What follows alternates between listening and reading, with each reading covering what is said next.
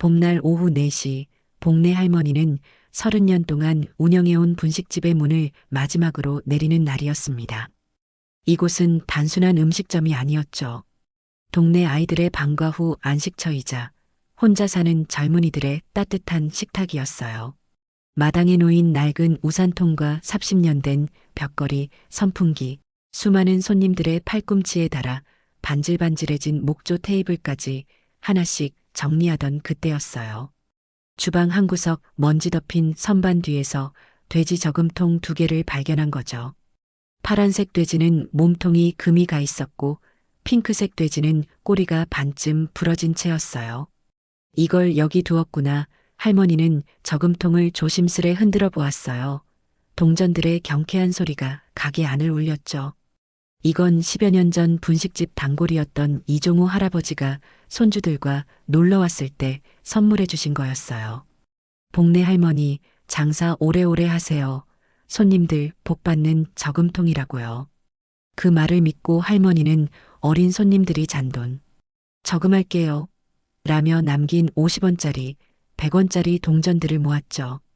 여고생 아르바이트생 정희는 복 들어오라고요 하며 매주 1,000원씩 넣었고 대학생 재수는 시험 잘 보게 해달라고 하며 동전을 던지곤 했어요. 할머니는 오늘 하루 종일 손님들과 작별 인사를 나누며 울컥했던 마음을 추스르기에도 벅찼어요. 마지막 문 닫는 날이라 단골들이 줄을 지어 떡볶이와 라면을 먹으러 왔거든요. 할머니, 다음에 어디 가면 또 드시러 갈게요. 내 학생 시절 추억이 다 여기 있는데 그런 인사를 받으며 하루가 지났죠. 저금통을 보자기에 싸서 선반에 올리며 내일은 이 저금통을 은행에 가져가야겠다 하고 중얼거렸어요. 아마 10만 원쯤은 될까? 기대 반 호기심 반으로 혼자 생각했죠. 20년 동안 거래해온 동네 지역은행에 가면 늘 친절하게 대해주었거든요. 무엇보다 지점장님이 대학생 때 가게에서 아르바이트를 했던 분이라 더욱 정다웠어요. 아직 이 평범해 보이는 저금통들이 할머니의 인생에 어떤 파장을 일으킬지는 꿈에도 모른 채였죠. 다음 날 아침 9시 복내 할머니는 갓 다려 풀이 빳빳하게 선 연분홍 한복을 입고 준비했어요. 머리칼도 단정히 말아 올리고 금태 안경도 깨끗이 닦았죠. 저금통이 든 보자기를 품에 안자 무게가 꽤 나가는 걸 보니 적지 않은 돈이 들어있을 거라는 생각에 기분이 좋았어요. 20년을 한결같이 이용해온 지역은행 지점은 분식집에서 걸어서 10분 거리였어요. 오른쪽 무릎이 살짝 아려왔지만 봄바람은 상쾌했습니다. 은행에 들어서자 로비의 분위기가 예전과 달라졌더군요. 자동화 기기와 번호표 시스템이 새로 생겼고 젊은 직원들도 낯선 얼굴들 뿐이었어요. 안내 데스크에 앉은 김송희 씨는 고객을 보고도 일어나지 않은 채 무슨 일이세요? 라고 기계적으로 물었습니다. 저기요, 저금통에 있는 돈을 찾으러 왔어요. 할머니가 보자기를 들어 보이자 김 씨는 한숨을 푹 쉬며 아이고, 개수기로 세는데 시간 오래 걸리는데요. 순서표 뽑고 기다리세요라고 답했어요. 할머니가 20년 거래 고객인데라고 말을 꺼내려는데 김 씨는 이미 다른 고객을 돌아보고 있었죠. 1시간 가까이 기다리는 동안 젊은 고객들은 순서를 뛰어넘어 먼저 처리받았습니다. 급해서요라는 한마디면 그만이었죠. 창구 직원은 할머니 앞에 서서도 계속 한숨을 쉬었어요. 요즘은 다 카드나 자동이체 쓰는데 저금통이요? 아휴, 개수기도 고장났는데 귀찮은 표정이 역력했습니다. 그제서야 지점장실 문이 열리고 검은 양복을 입은 지점장이 나타났어요. 무슨 일입니까? 하는 말투에서 위압감이 느껴졌죠. 할머니는 그를 한눈에 알아봤어요. 어머, 재수야, 내가 여기 지점장이 됐구나. 그런데 그는 할머니를 뚫어지게 쳐다보다가 손님, 잠시만요라고 직원을 옆으로 불러갔어요. 몇 마디 나누더니 돌아와서 어머니, 요즘은 이런 저금통 돈을 기부하시는 게 어떨까요? 개수하는 것도 힘들고 시간도 많이 걸리고요. 신입사원 때는 제 가게에서 열심히 배우더니 할머니가 실망스러운 마음에 한마디 하자 그의 얼굴이 붉어지더니 어머니, 세월이 흐르면 모든 게 변하는 거죠. 지금은 업무상 절차가 있어서라고 쏘았어요. 결국 로비에 손님 한 명도 없는 상황인데 너무 바빠서 안 돼요. 다른 은행 가보시죠라는 말까지 나왔습니다. 복내 할머니는 조용히 저금통을 다시 품에 안고 고개만 끄덕이며 나왔어요. 걷는 내내 가슴이 답답하고 뜨거운 게 올라왔지만 50년 인생 사업가의 자존심이 눈물을 참게 했죠. 한복 치마폭이 휘날리는 걸 맵시 있게 추스르며 집으로 향했어요. 세상이 참 빨리 변했구나. 혼자 중얼거리며 돌아오는 발걸음이 아침보다 한없이 무거웠습니다. 그날 저녁 8시 복내 할머니는 참다 못해 첫째인 복영주 대표에게 전화를 걸었습니다. 아들아, 입을 열자마자 목이 메었어요. 영주는 전화기 너머로 어머니의 흐느끼는 소리를 듣고 재빨리 무슨 일인지 물었죠. 너희 아빠가 그렇게 읽어놓은 은행이 이제 이 모양이구나. 20년 단골도 동전 한 주먹 세줄 수 없다네. 영주는 서울 가락동에서 복인의 순한 김치 공장을 운영하는 식품 사업가였어요. 직원만 200명인 중견기업이죠. 어머니의 이야기를 듣자마자 그는 셋째 동생 경희에게 바로 연락했어요. 희야, 어머니가 지역은행에서 돼지 저금통 들고 가셨다가 굴욕당하셨대. 경희는 압구정동에서 자연미인 화장품 회사를 운영했습니다. 정직한 재료만 쓰는 중소 화장품 브랜드로 요즘 젊은 층에서 인기가 좋았죠. 대학 시절 어머니 가게에서 설거지를 하다가 피부가 상하자 할머니가 오일을 갈아주며 피부는 자연스러운 게 가장 좋단다 하던 말씀에서 영감을 얻어 창업한 거였어요. 두 자녀는 어머니가 그동안 얼마나 많은 사람들을 도왔는지 누구보다 잘 알고 있었어요. 학생들에게 공짜로 밥을 준 건 다반사였고 겨울에는 외국인 노동자들이 코트를 입을 수 있도록 따뜻한 국물을 더 주셨죠. 오히려 다른 분식집들이 복내 할머니가 너무 후하게 장사한다며 걱정할 정도였어요. 영주의 회사는 지역은행에서 재료 구입을 위해 매달 2천만 원 이상의 운전자금 대출을 받고 있었고 경희의 회사도 설비 투자를 위해 10억 원짜리 장기 대출이 있었습니다. 뿐만 아니라 두 회사 모두 직원들 급여계좌, 법인카드, 기업통장 등 모든 금융거래를 이 은행과 해온 지 10년이 넘었죠.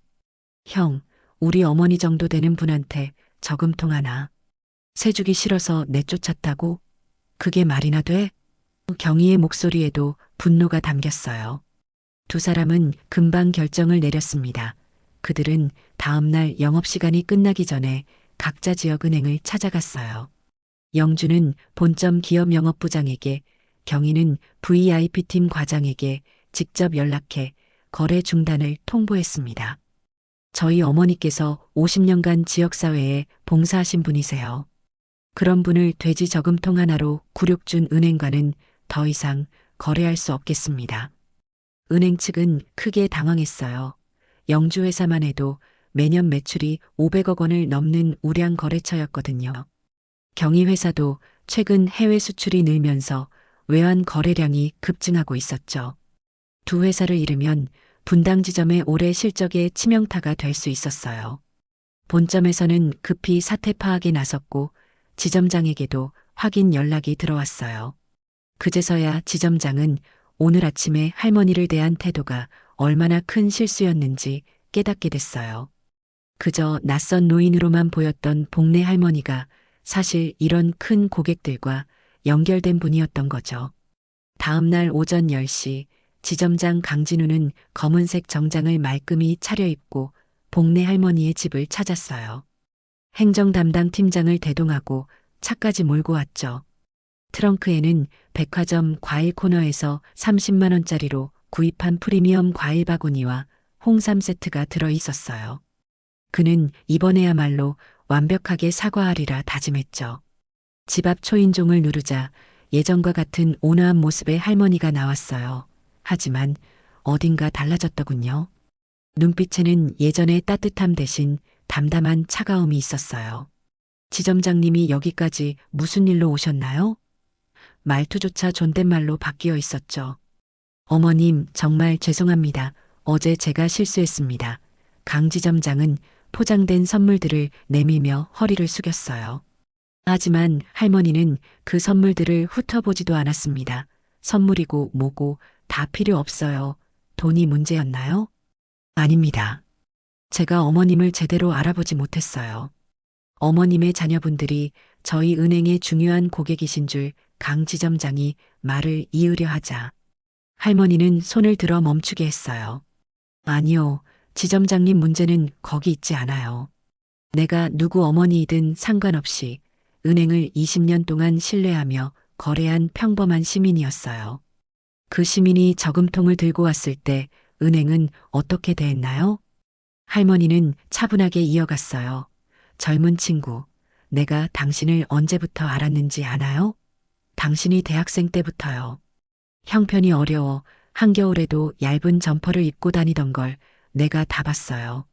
그래서 가게에서 아르바이트를 시켜줬고 시험 기간엔 일 빼주고 공부할 수 있게 해줬죠. 강 지점장의 얼굴이 하얗게 변했어요. 그제서야 선명하게 기억났죠. 대학교 2학년 때 용돈이 부족할 때마다 할머니 이번 달만요라며 외상으로 떡볶이를 먹던 일들이 매번 할머니는 공부 열심히 하고 나중에 사회에서 좋은 사람이 되거라. 내 젊을 때도 이런 도움을 받았단다라고 말씀하셨죠. 어머님, 제가 강 지점장이 다시 사과하려 하자 할머니는 마당 한 구석의 장독대를 가리키며 내가 은행 입행한다고 할 때 내가 뭐라고 했니? 사람 먼저 봐라. 돈은 그 다음이다라고 했잖니. 그런데 내가 지금 뭐라고 있니? 할머니의 목소리가 떨렸어요. 이제 가보세요. 당신을 지점장 만들어주려고 밥 사 먹이고 마음 써줬던 게 아니에요. 사람 귀히 여길 줄 아는 은행원이 되라고 그랬던 건데. 현관문이 닫히는 소리는 강 지점장의 가슴에 오래도록 남았죠. 그는 그날 밤 집에 돌아가서도 잠들지 못했어요. 20년 전 추운 겨울날 떡볶이 국물에 입김을 불며 할머니, 고마워요. 라고 했던 자신의 목소리가 계속 귓가에 맴돌았습니다. 그때의 순수함을 어디에서 잃어버렸을까 후회가 밀려왔어요.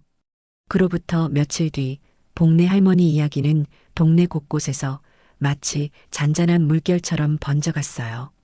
분식집 단골들이 모인 분당 맛집, 사랑방 카카오톡 단톡방에서 시작된 이야기는 금방 400명 넘는 회원들 사이로 퍼졌죠. 복내 할머니한테 무슨 일 있었대? 은행에서 돼지 저금통 무시해서 쫓아냈다는데.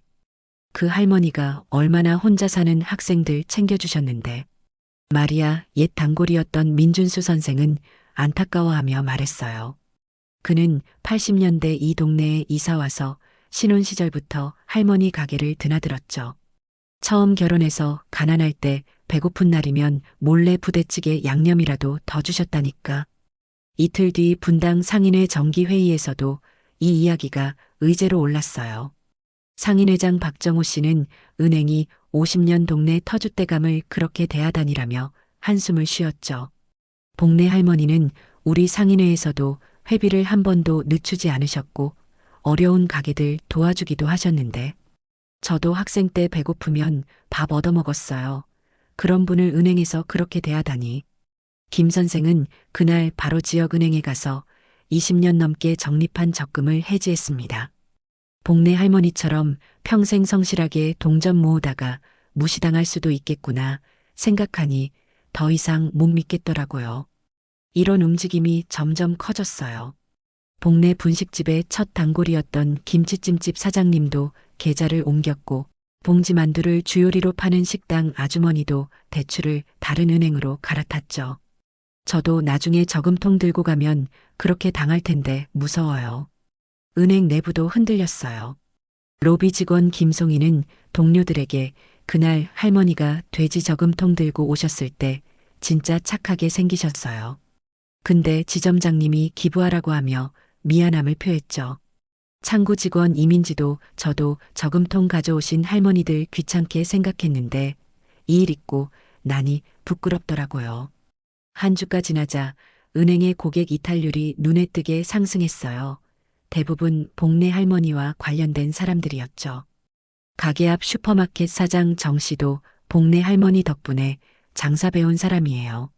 그분을 그렇게 대한 은행은 안 써야죠 하며 거래를 끊었습니다. 가장 먼저 반응한 건 젊은 세대였어요. 옛날 분식집에서 아르바이트했던 29살 정혜는 친구들에게 내가 알바할 때 할머니가 얼마나 좋으셨는데 그분에게 그런 짓을 했다니라며 인스타그램 스토리에 올렸죠. 댓글에는 은행이 참 약자의 편이 되어주지 못하니 같은 반응들이 달렸어요. 복내 할머니는 이런 소식들을 노인정 친구들을 통해 전해 들었어요.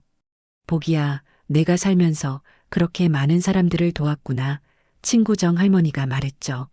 아이고, 다 옛날 일인데 뭘 은행도 장사하는 데라 이해해야지. 뭐, 복내 할머니는 웃으며 답했어요. 하지만 그 웃음 뒤에는 서운함과 함께 사람들이 나를 이렇게 기억해 주는구나 하는 따뜻한 감동도 있었어요. 이런 일들이 쌓이자 지역은행 지점은 비상대책회의를 열었어요. 그 실타래의 중심에 복내 할머니가 있다는 걸 모두가 알았죠. 하지만 이미 일은 커져버린 후였습니다. 일주일이 조금 지난 어느 목요일 오전 10시, 복내 할머니는 깨끗한 연분홍 한복을 차려입었어요. 가슴 한쪽에 첫째가 보내준 작은 보석 브로치도 달았죠. 보자기에는 여전히 열지 않은 파란색과 핑크색 돼지 저금통이 들어있었어요. 이번에는 집에서 조금 더 걸어서 소상공인은행으로 향했습니다. 문을 열고 들어서자 젊은 텔러 한정아 씨가 밝게 웃으며 인사했어요. 어르신, 어서 오세요. 오늘 날씨가 참 좋네요. 자세에서부터 진정성이 느껴졌죠. 할머니가 저금통을 가져왔는데요 라고 말하자. 네, 금방 도와드릴게요. 좀 무거우시죠? 제가 들어드릴까요? 라며 저금통을 받아주었어요. 이미 복내 할머니 이야기를 들었던 지점장 박정민 씨도 나와서 어머님, 정말 오랫동안 고이 모아오신 마음이 느껴지는걸요. 천천히 정리해드리겠습니다라며 친절히 응대했어요. 35살의 박 지점장은 두 아이의 아버지였는데 자녀들에게도 돈보다 사람이 먼저라고 가르치는 분이었죠. 직원들은 정성스럽게 동전들을 개수하기 시작했어요. 파란색 저금통에서부터 하나씩 꺼내며 할머님, 혹시 다 세는 동안 홍차라도 한 잔 드시겠어요? 라고 물었어요. 할머니가 젊은 친구들이 참 예의 바르네라고 하자 직원들은 환하게 웃었죠. 개수 결과 파란색 저금통에서 12만 3천 원, 핑크색 저금통에서 15만 7천 원이 나왔어요. 총 27만 1천 원이었습니다. 할머니는 이 돈의 절반을 자녀들 덕분에 도움을 받았던 분당중앙지역 아동센터에 기부하기로 했어요. 젊은 애들이 잘 자라야 우리 동네가 살거든요. 어머니, 정말 귀한 마음이세요. 금융상담사 최진우 씨는 직접 기부 영수증을 준비하고 나머지 금액으로 할머니의 새 계좌도 VIP 서비스로 개설해 주었죠. 앞으로도 편하게 오세요. 우리는 모든 고객을 소중히 생각합니다. 할머니가 일을 마치고 나올 때 직원들은 종이컵에 담아준 따뜻한 홍차와 함께 오늘 같이 좋은 일 할 수 있어서 영광이었습니다라는 수제 카드까지 준비해 주었어요. 할머니의 마음이 따뜻해졌죠. 이것이 바로 사람이 사람을 대하는 진짜 예의라는 걸 새삼 느꼈어요. 은행을 나서는 할머니의 모습을 멀리서 지켜보던 동네 아주머니 몇 분이 다가왔어요. 할머니가 오늘 소상공인은행에 처음 가신다면서요? 저희도 여기로 옮길까 봐요. 할머니는 손을 흔들며 각 은행마다 다 좋은 점이 있을 거야 라고 답했지만 속으로는 예의 바른 곳이 진짜 좋은 은행이지라고 생각했어요. 집에 돌아오자 전화벨이 울렸어요. 첫째 영주였죠. 어머니, 새 은행은 어땠어요? 예의가 발라서 좋더라. 할머니의 담담한 대답에도 영주는 그 은행 얘기 들었어요. 앞으로 어머니가 편하실 만한 곳에서 거래하시면 돼요. 우리도 그걸로 마음 놓았어요. 라고 안심시켰죠.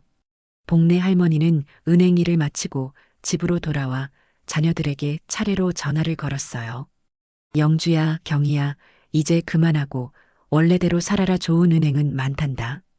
영주는 어머니 때문에 시작한 일인데 어머니가 말리시면 그래야죠. 다음 주 월요일에 내려가서 뵙겠어요 라고 답했어요. 경희도 저도 토요일에 같이 갈게요. 손주들도 데리고요라고 했죠.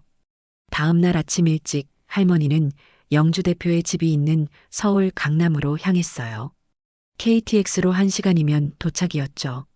큰 며느리인 송미정 씨가 차로 역까지 마중 나왔고 집에 들어서자 손자 손녀들이 할매 하며 뛰어나왔어요. 초등학교 3학년인 준우와 1학년인 민지였죠. 할매, 아빠가 은행 바꿨다며? 아빠가 버럭버럭 화났어. 준우가 손을 흔들며 재언했어요. 할머니는 손자 머리를 쓰다듬으며 아무 일 없단다. 어른들 일이야. 너희는 공부 열심히 하고 착하게만 지내라라고 달랬어요. 영주 대표는 거실에서 주말 출근을 준비하고 있었어요. 어머니, 전집 팔아서라도 절대 지역은행이랑 거래 안 해요. 우리 회사 직원들 급여 계좌도 다 바꿨고요. 이렇게 큰일이 될 줄 몰랐네. 괜히 내 사업에 지장 주는 것 같아. 미안하구나. 아니요, 어머니, 이번 일로 직원들이 더 단합하게 됐어요. 회사가 우리 식구들을 진짜 아껴주는구나 하면서요. 영주는 어머니를 향해 깊이 고개를 숙였어요. 제가 돈만 보고 사람을 놓칠 뻔했어요. 어머니가 가르쳐 주신 걸 잊고 있었던 거죠. 그 주말엔 서울 집에서 가족들과 시간을 보냈어요. 손자들과 근처 공원에서 산책하고 준우가 태권도 학원에서 배워온 품새를 보여주는 것도 봤죠. 민지는 할머니 무릎에 앉아 할매. 우리 학교에서도 저금통 모으는 캠페인 있어. 나도 용돈 모을 거야 라고 말했어요. 일요일 저녁엔 영준의 가족과 경인의 가족이 모두 모였어요. 경인은 12살 딸 수빈이 바이올린으로 할머니 좋아하는 곡을 연주해 주었죠. 할머니, 제가 콩쿠르에서 상 타면 처음으로 소상공인은행에 가서 저금통에 넣을 거예요. 아이들의 말에 할머니는 눈시울이 뜨거워졌어요. 월요일 아침 할머니는 집으로 돌아왔어요. 오후엔 노인정에 나갔죠. 오늘은 특별히 옛 분식집 메뉴인 떡볶이를 준비해 왔어요. 30년간 써온 비밀 레시피 그대로였죠. 보기가 오늘 쏜다니까 기다렸다. 친구들이 환호했어요. 부자는 무슨, 이제 가게도 접었는데. 그냥 마지막으로 내 솜씨 맛보라고 떡볶이 냄새가 노인정을 가득 채웠어요. 보가, 내가 만든 걸 먹으니 30년 전으로 돌아간 것 같다. 친구들과 웃으며 떡볶이를 먹는 시간이 가장 행복했어요. 이제 은행 일은 과거지사처럼 느껴졌습니다. 가끔 지나가다 소상공인은행 직원들이 어머님, 이라고 인사하면 손을 흔들어 줄 뿐이었죠. 참 예의 바른 친구들이네 하며 할머니는 발걸음을 옮겼어요. 삶은 계속되고 새로운 일상이 기다리고 있었으니까요. 그로부터 한 달 뒤 지역은행 지점에는 본점 감사 1팀이 직접 내려왔어요. 김철수 팀장을 필두로 3명의 전문 감사관들이 일주일간 현장 감사를 실시했죠. 보고된 고객 이탈률은 단순한 숫자가 아니었어요. 지난 20년간 가장 안정적이던 지점에서 갑자기 70여 명의 고객이 계좌를 이동했으니까요. 감사팀이 주목한 건 VIP 고객들이었어요. 특히 복인의 순한 김치와 자연미인이 동시에 거래를 중단한 건 지역은행 역사상 드문 일이었죠. 매년 2천만 원 이상의 대출 이자를 내던 업체들이 단체로 빠져나갔어요. 연간 거래인들의 외환 계좌, 퇴직금 계좌까지 합치면 그 규모가 엄청났습니다. 감사팀이 직원들을 개별 면담하자 진실이 드러나기 시작했어요. 로비 직원 김송이는 강 지점장께서 복내 할머니한테 저금통을 기부하라고 하셨어요. 그날 로비엔 손님도 없었는데 하며 괴로워했죠. 창구 직원 이민지도 처음엔 저도 저금통이 귀찮다고 생각했어요. 근데 나중에 알고 보니 그 할머니는 하며 말을 잇지 못했어요. 본점 감사팀은 추가 조사에서 강진우 지점장이 개인적 감정으로 업무를 처리했다는 증언을 확보했어요. 대학생 시절 분식집에서 아르바이트했던 것이 확인됐고 복내 할머니와 특별한 관계가 있었음에도 불구하고 이를 은폐하려 한 정황이 드러났죠. 무엇보다 동전 한 주먹도 세줄 수 없다며 고객을 모욕한 것이 치명적이었어요. 결국 강진우 지점장은 경기도 외곽의 소규모 지점으로 좌천됐어요. 보자기로 쌓인 형식이긴 했지만 실제로는 사실상 승진 기회가 영원히 차단된 인사조치였죠.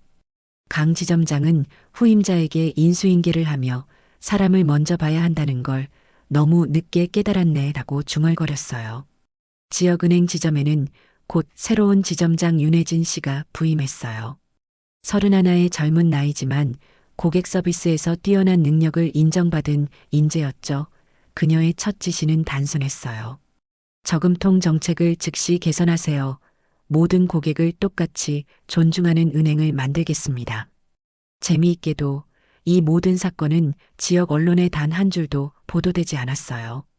은행 측도 복내 가족들도 언론에 알리지 않기로 암묵적으로 합의했던 거죠. 그저 복내 할머니와 그를 아는 사람들 사이에서만 회자되는 이야기로 남았어요.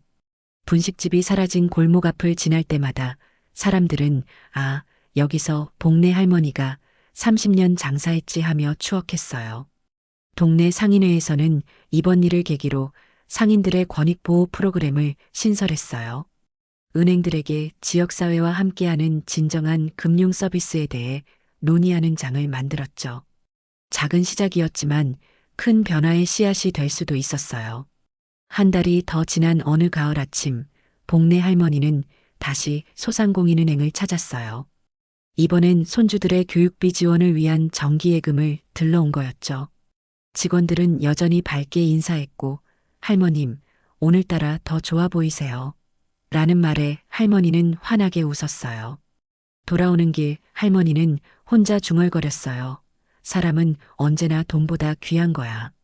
바람에 날리는 단풍잎처럼 이 작은 이야기는 동네 사람들의 마음속에 오래도록 남았습니다. 돼지 저금통 속 작은 동전들이 결국 더 큰 가치를 가르쳐준 셈이었죠.